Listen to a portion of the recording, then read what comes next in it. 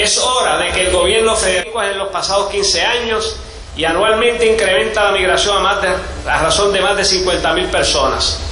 El gobierno ha anunciado que la deuda es impagable, ha decretado una moratoria, ha ocurrido el impago y en julio de este año se incumplirá con un pago de principal de 2.000 millones.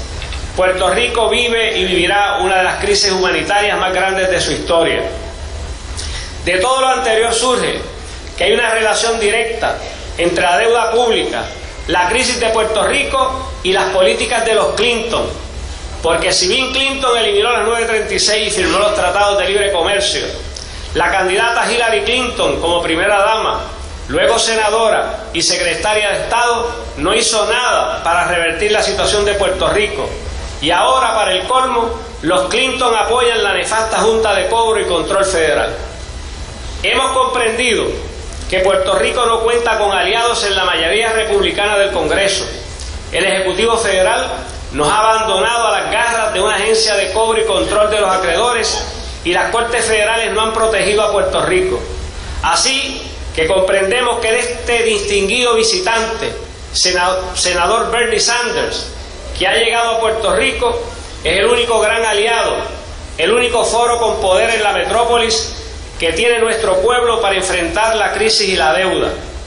Tiene más poder que todos los partidos políticos del patio juntos, porque incluso como senador puede invocar la regla parlamentaria en el Senado para requerir el concurso de 60 senadores para considerar una legislación.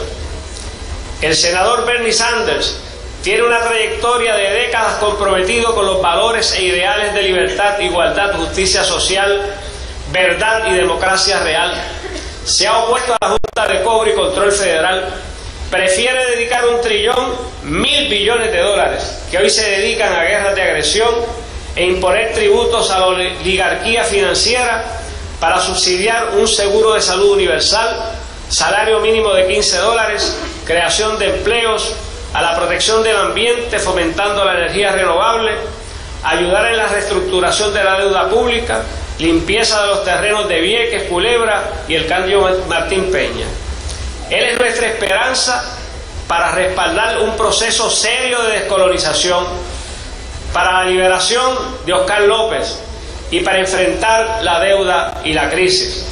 Por eso exhortamos a nuestro pueblo a que salga de sus casas el 5 de junio a votar por el senador Bernie Sanders.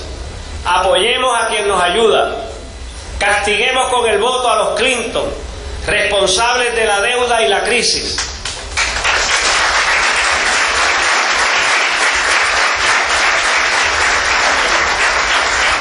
Pedimos a todos los puertorriqueños a que funden comités de voluntarios con una página en las redes sociales en cada municipio para lograr los 1.800 funcionarios de colegio que necesitamos, ya que la alta dirección de los dos partidos políticos principales tienen intereses creados y apoyan a Hillary Clinton.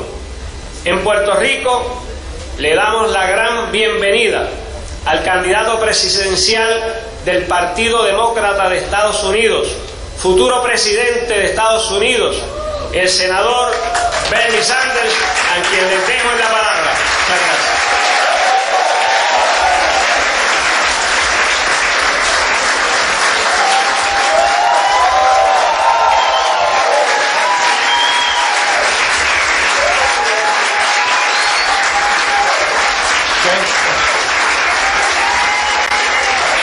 Mi esposa.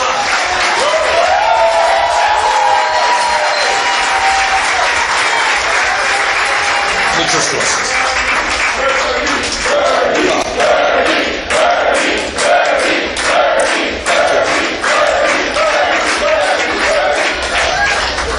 Let me begin by thanking Jose Nicolas Medina Fuentes for that wonderful presentation.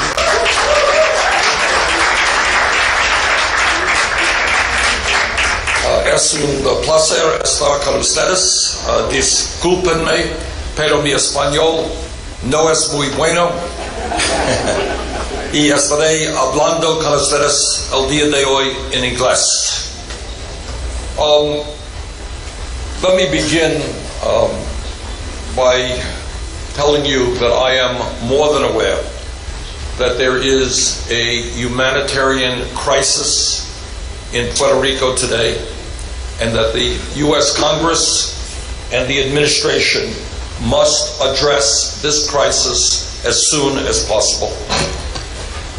The people of Puerto Rico are experiencing enormous economic pain as a result of a depression that has now lasted more than a decade. Since 2006, Puerto Rico has lost 20% of its jobs. About 60% of Puerto Rico's adult population are either unemployed or have given up looking for work. Over the last 5 years alone, more than 150 public schools have been shut down, and the childhood poverty rate has gone up to 57%. At a time when the rich get richer, Puerto Rico now has more income inequality than any state in the United States. In the midst of this massive human crisis, it is morally unacceptable that billionaire hedge fund managers have been calling for even more austerity in Puerto Rico. Austerity will not solve this crisis.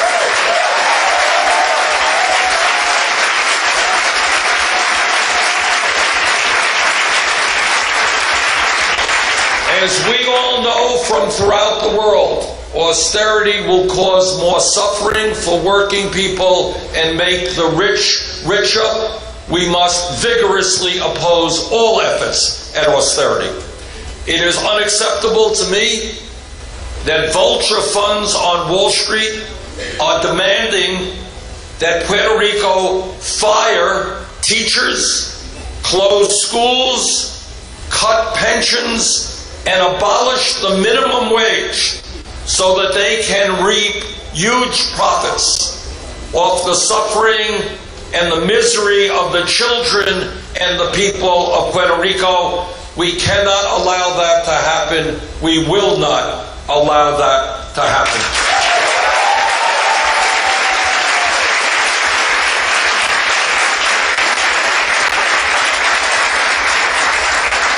I think all of us understand, and your government understands, that Puerto Rico's $70 billion debt is unsustainable and it is unpayable.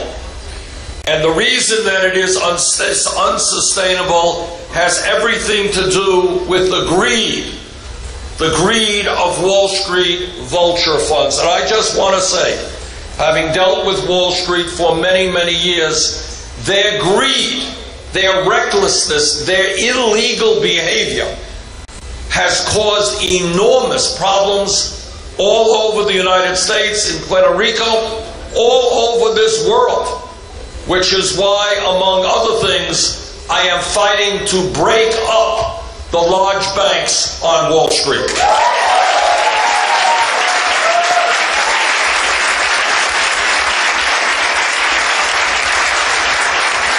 The United States, Puerto Rico, the world needs a financial system which is designed to increase jobs, to grow the economy, not to live as an island unto itself, only concerned about their own profits. These vulture funds are getting interest rates of 34% on tax-exempt bonds that they purchased for 29 cents on the dollar. That is obscene.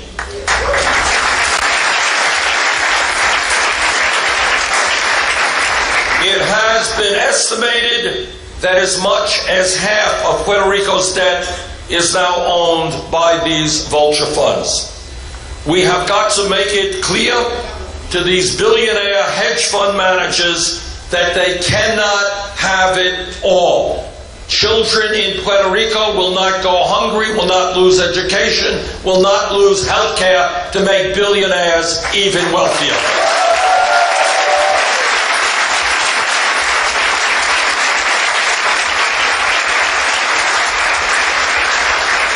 And what must be made abundantly clear is that these hedge funds must take a massive haircut. They are not going to get it all. The people in Puerto Rico should not be forced to suffer even more, so that a handful of wealthy investors who have done so much damage all over this world can make even more money. El futuro de Puerto Rico no debe ser secuestrado injustamente por fondos buitres abusivos.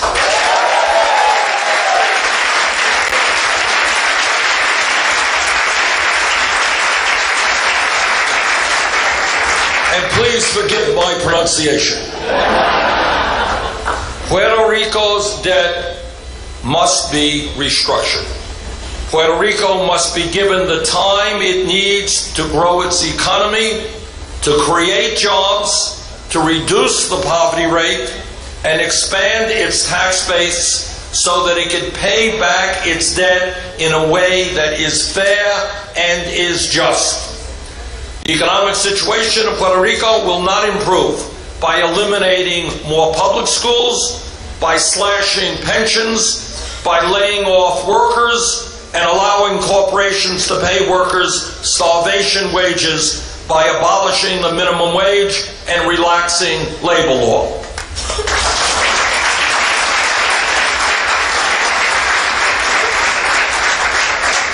Goldman Sachs, Citigroup, and UBS racked up hundreds of millions of dollars in fees to manage Puerto Rico's bond sales. These Wall Street banks have profited off of the suffering of the people in this island, and together we will end that process. And by the way, as I'm sure many of you know, just last month, Goldman Sachs paid a $5 billion settlement to the United States government because they were selling worthless packages of subprime mortgage loans, which helped precipitate the major financial crisis. And I think all of us have got to recognize, as the people of the United States increasingly do, that the business model of Wall Street is fraud.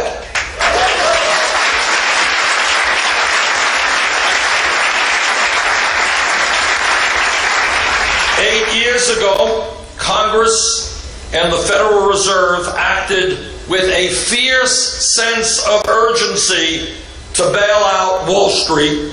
I didn't vote for that. And the largest financial institutions in this country that were considered too big to fail. The Treasury Department provided $700 billion that went to every major financial institution in America.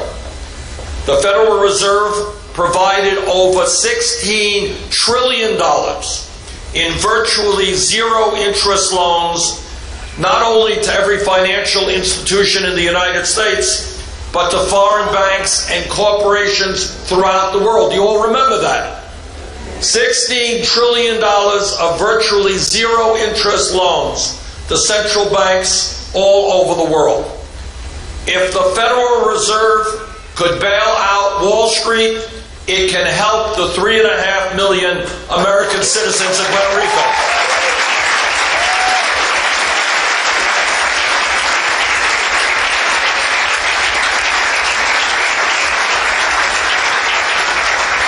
Today, I am calling on the Fed to use its emergency authority under Section 13(3) of the Federal Reserve Act to pave the way for an orderly restructuring of Puerto Rico's public debt.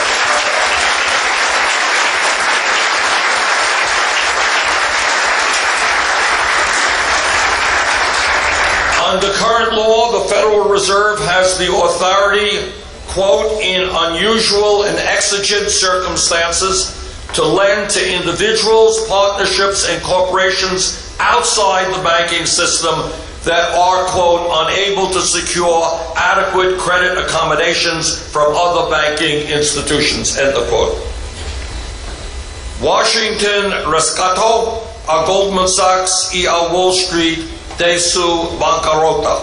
El pueblo de Puerto Rico es más importante que ellos.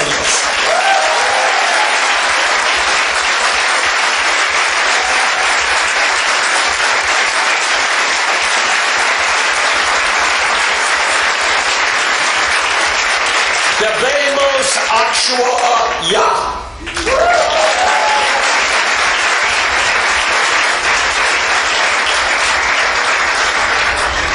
Moreover, in my view, we need an independent audit of Puerto Rico's debt.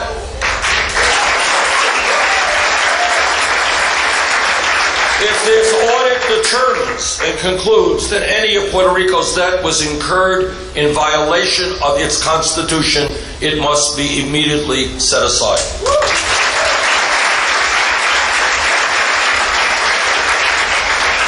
I believe that Congress should act immediately to give Puerto Rico the same authority granted to every municipality in this country to restructure its debt under the supervision of a bankruptcy court.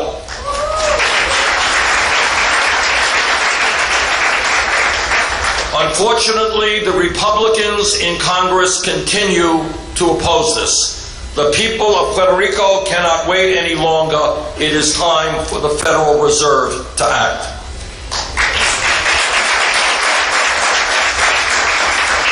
And let me also be as clear as I can be. The Republican plan in Congress to establish an unelected oversight board that would be given the power to slash pensions, cut education and health care, and increase taxes on working families is not the answer.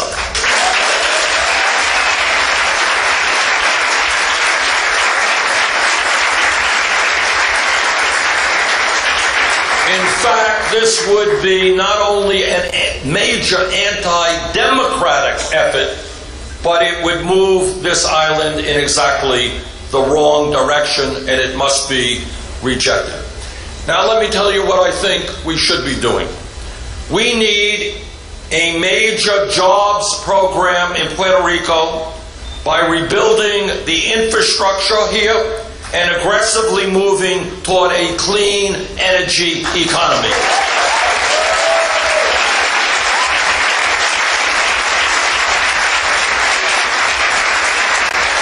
And let me be very clear, is that it is not only the infrastructure of Puerto Rico which is in trouble. In virtually every state in the United States, infrastructure is collapsing as well.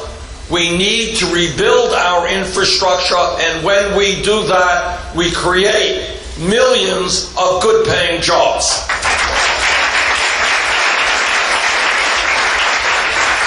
Last year, I introduced the Rebuild America Act that would create over 150,000 good-paying jobs in Puerto Rico and put 13 million Americans to work in the United States. This legislation would help address Puerto Rico's crumbling roads and bridges, improve its ports, upgrade its drinking water and wastewater plants, and fortify flood control projects. It would improve public transportation within cities like San Juan, Bayamon, and Carolina, and other major cities and towns. It would modernize Puerto Rico's antiquated electric grid to end rolling blackouts and make it easier to integrate new solar and wind installations.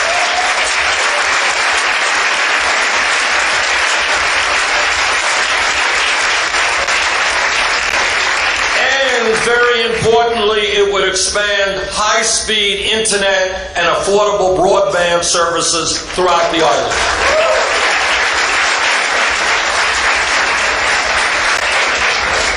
And as best as I can understand, when we talk about the need to combat climate change, and in my view, climate change is a global crisis that has got to be dealt with throughout this world, When we look at that crisis, it makes no sense to me that 99% of Puerto Rico's energy comes from fossil fuels.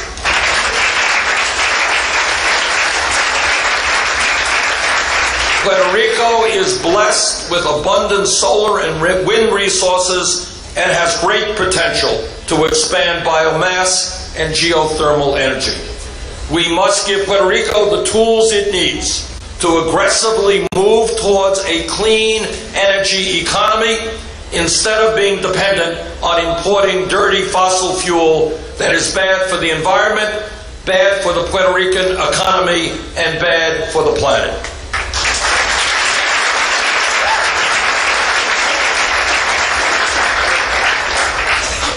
In my view, it is time for the people of Puerto Rico to be allowed to take charge of their political future and for the United States of America to redefine its legal relationship with the people of this island.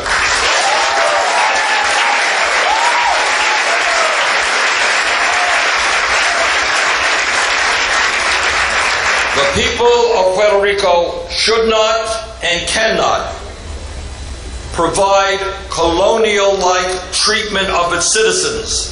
The people of the United States cannot continue a colonial-type relationship with the people of Puerto Rico.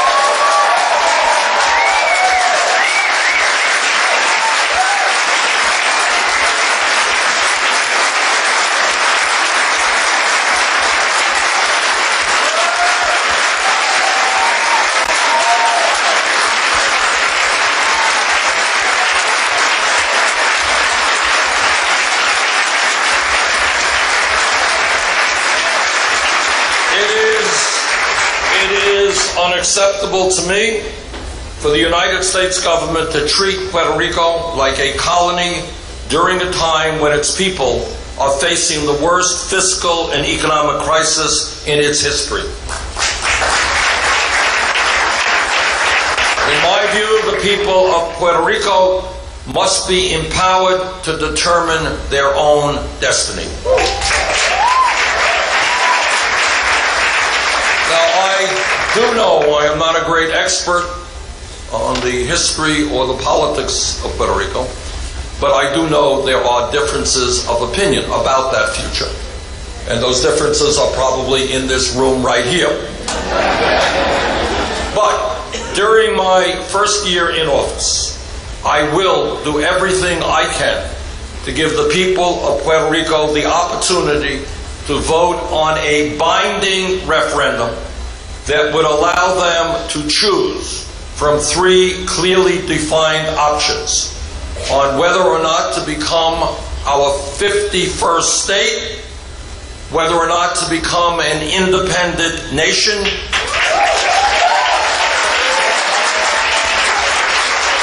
or whether or not to reform the existing Commonwealth relationship. That is a decision that must be made by the people of Puerto Rico.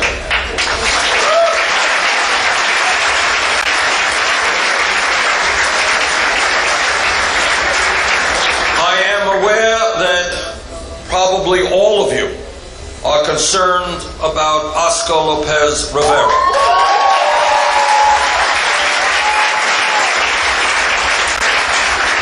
Lopez Rivera is one of the longest-serving political prisoners in history. He has been in prison now for more than 34 years, longer than Nelson Mandela was in prison in South Africa. He is currently incarcerated at the Federal Correctional Institution in Terre Haute, Indiana, in solitary confinement.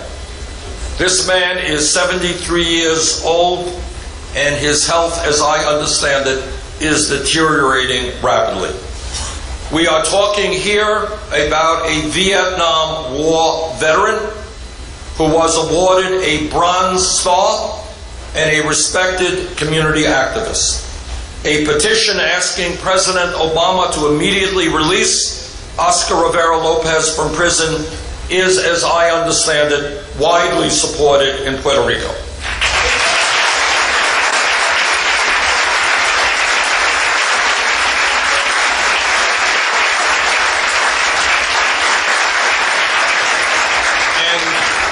petition is supported by the AFL-CIO, by Coretta Scott King, the widow of Martin Luther King Jr., by President Jimmy Carter, by 10 Nobel Prize laureates, by the United Methodist Church, the Episcopal Church of Puerto Rico, the Catholic Archbishop of San Juan, the Congressional Hispanic Caucus, and a number of political leaders and social activists in Latin America and in the Caribbean. I say to President Obama, let him out.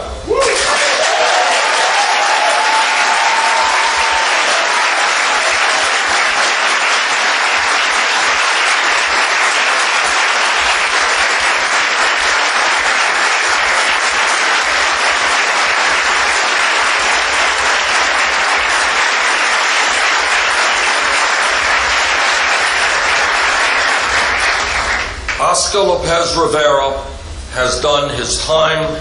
He must be given a chance to enjoy his remaining years in freedom. And if President Obama does not do that, as I hope he will, as President of the United States, I will pardon Oscar Lopez.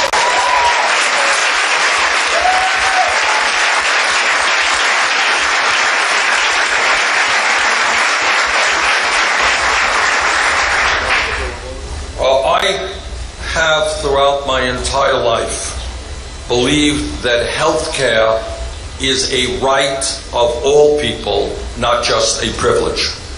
And that means that whether you are poor, whether you're rich, whether you're old, or you are young, you should be entitled to the best quality health care that the system can provide.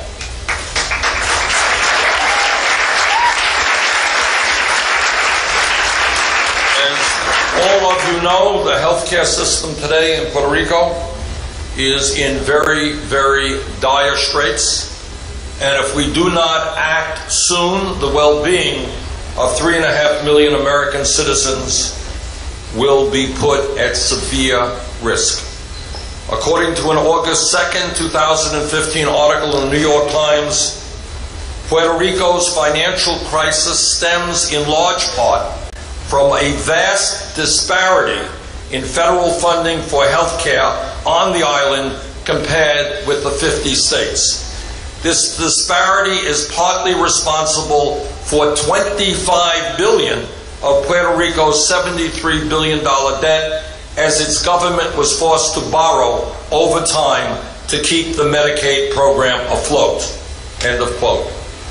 That arrangement is unfair and unacceptable.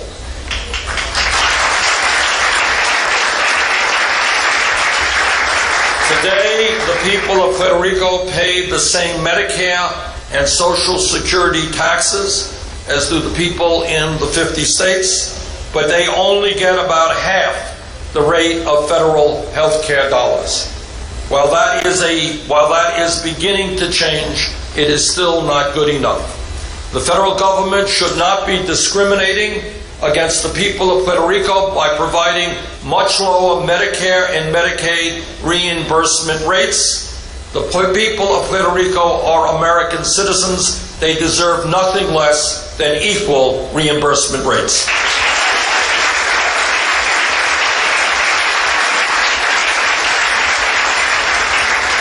But let me add that it is also important to understand that the crisis in Puerto Rico's health system is not only about equal treatment in the distribution of federal funds, but also about the current model that ensures that private insurance companies make hundreds of millions in profits, even during a time when millions of Puerto Ricans are suffering unprecedented pain.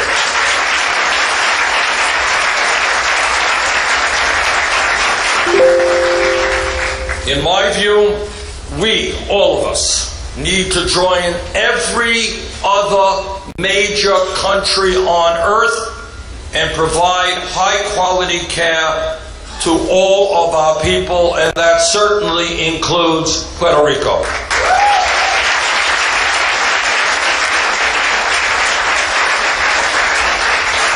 My Medicare for All plan would apply equally to states and territories It is time to get this done.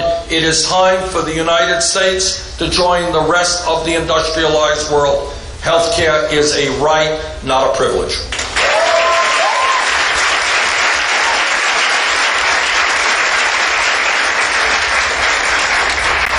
Now, what this campaign is about, and as you all know, on June 5th, you will be participating in the Democratic primary here. What this campaign is about is an understanding that we cannot bring the kinds of changes that we need in the 50 states and in Puerto Rico unless there is a political revolution.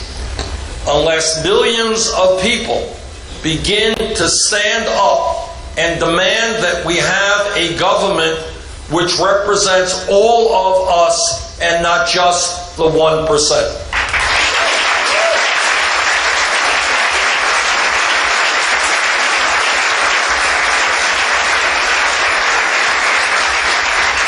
I am tired of the disgrace in the United States of billionaires spending hundreds of millions of dollars to buy elections. That is not democracy, that is oligarchy.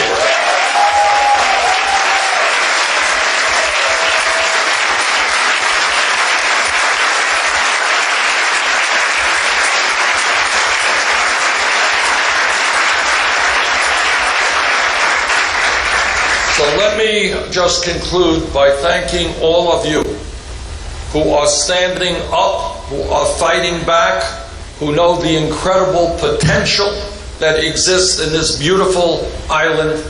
If elected President of the United States, you will have an ally in the Oval Office. Thank you very much.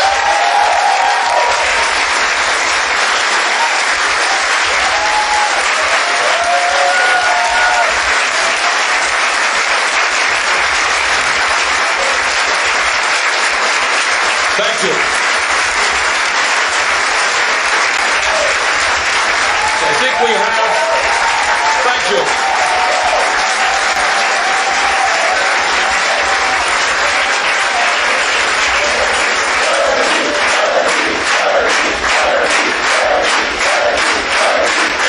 Thank you.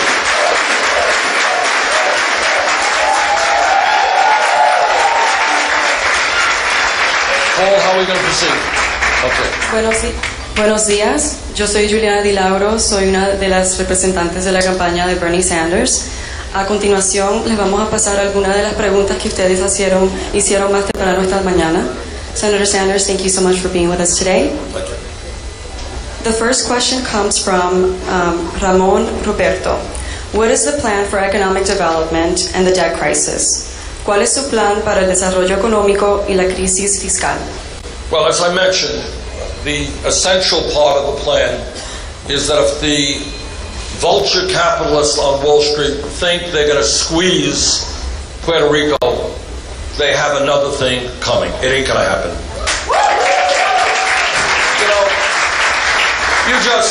Pope Francis, and I was pleased to go to the Vatican last month to participate in a conference on what it calls the moral economy. How do you create an economy that is based on moral principles rather than just greed?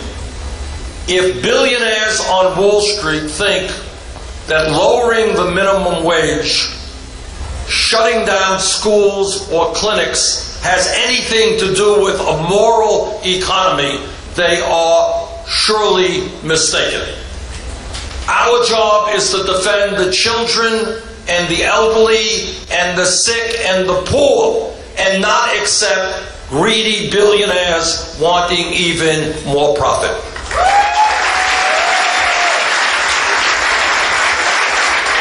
And in terms of jobs, as I have indicated, the infrastructure in Puerto Rico and in the 50 states in this country is crumbling.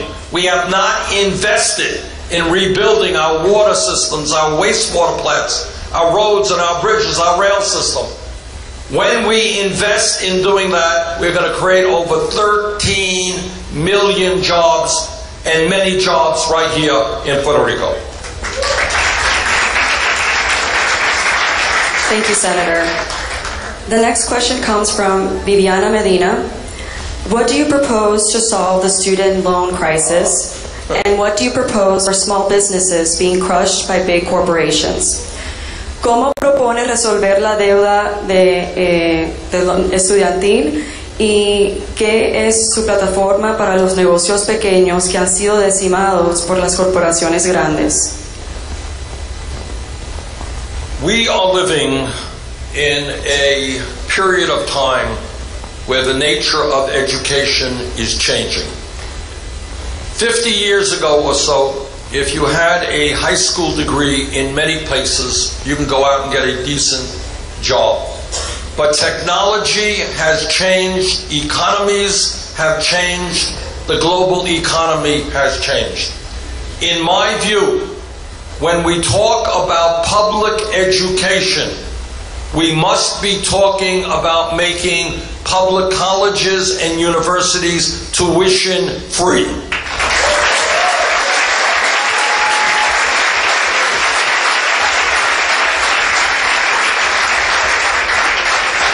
This is not a radical idea. It's an idea already in existence in Germany, Scandinavia, and elsewhere. They understand that in a competitive global economy, countries need to have a well-educated workforce.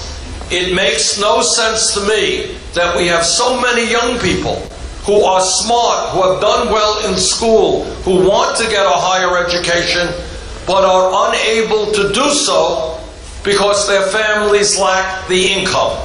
That is dumb. And that is why we will fight to make public colleges and universities tuition free.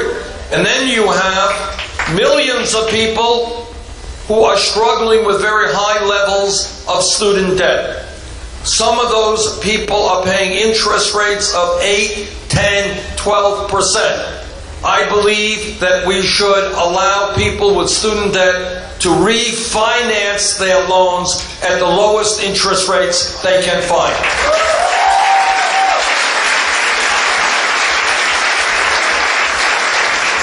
And we are going to pay for those proposals through a tax on Wall Street speculation.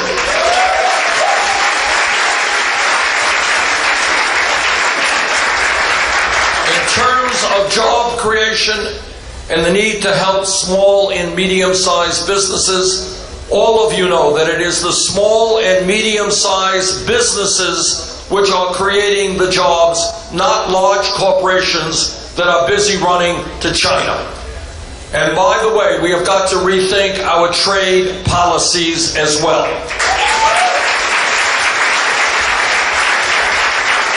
But instead of giving tax breaks to large multinational corporations who in a given year will stash their money in the Cayman Islands and in Bermuda and not pay a nickel in federal taxes, we have got to be supportive of small and medium-sized businesses, the people who are creating the jobs we need.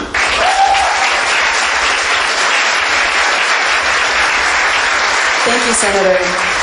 The next question is, why is early childhood education important, and what are you going to do as president about it? ¿Por qué la educación temprana es importante y qué planeas hacer sobre eso cuando seas presidente? One of the goals that my campaign is trying to accomplish is to get people to think outside of the status quo, outside of the box, outside of the way corporate media often wants us to think. The United States of America is not a poor country. We are the wealthiest country in the history of the world. You all know that. We are not a poor country. Everybody here knows that the most important years of human development, how we develop as human beings intellectually and emotionally, is 0 through 4. Those are the most important years. And yet, all over, we are denying little children, the future of the world, the opportunity to get the intellectual and emotional nourishment that they need Because when their mom goes to work and their dad goes to work, parents are finding it very difficult to find high-quality, affordable childcare or pre-K education. Investing in those children is investing in our future.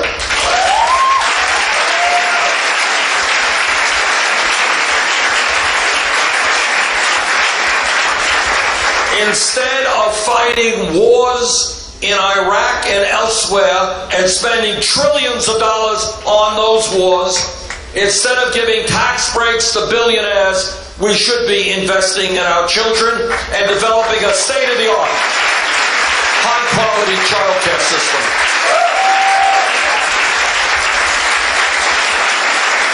You know, the point that I want to make, some of you may say, well, you know, it's a nice idea, but it's a really radical idea. These are not radical ideas.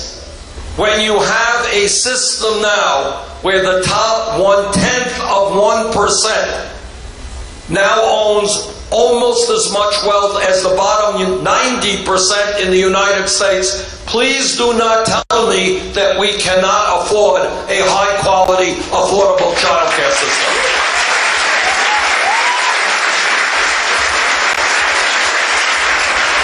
Thank you, Senator. The next question comes from Gustavo Villanueva. If you win the presidential elections, would you decriminalize marijuana at a federal level? La siguiente pregunta. Si usted gana la presidencia, ¿harías la marihuana, would you legalize marijuana a nivel federal? Sí.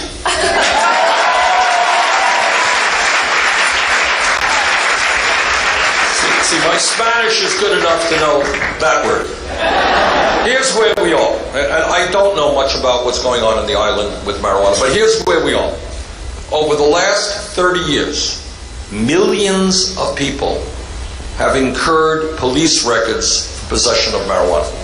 And if you have a police record, it impacts your ability to go out and get a job, etc. I have introduced legislation that would take marijuana out of the Federal Controlled Substance Act.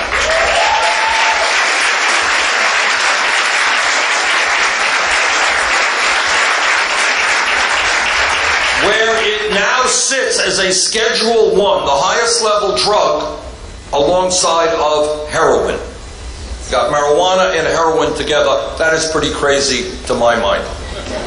On the other hand, what I will tell you is that in the United States today we have a very serious crisis with regard to opiate addiction and heroin addiction, and the best way to deal with that, in my view, is to see these problems as health issues, not criminal issues.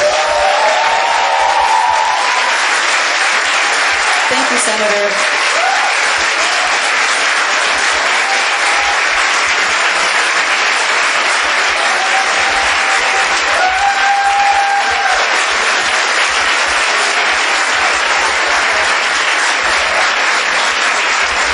Thank you, Senator. This is the final question, and it's coming from Maria Jose Pascual. And she asks, what is your opinion regarding the Federal Control Board, and what do you think is the best solution to solve the PR debt crisis?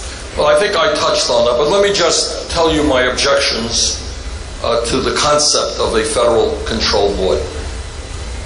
When you establish a Federal Control Board that says that these unelected officials have the power to make major decisions impacting millions of people, and they are accountable to nobody from any understanding of what democracy is supposed to be about, that's wrong.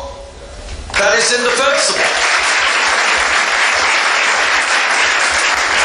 You know, I represent the beautiful state of Vermont, and I hope you'll all visit us. It's a beautiful state, and if I screw up, if I do a bad job, the people don't re-elect me.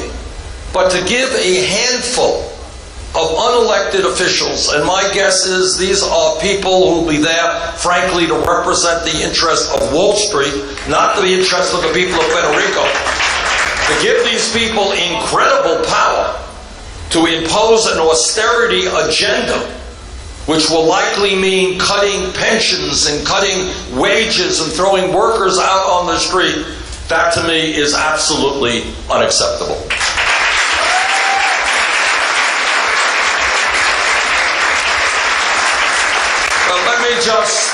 Let me just conclude by thanking all of you for being here today. This is a wonderful turnout. I understand that Puerto Rico today faces major challenges. But I believe if we respect each other, if the people of Puerto Rico are given the respect and dignity and the help that they need, there is nothing that together we cannot accomplish. Thank you very much.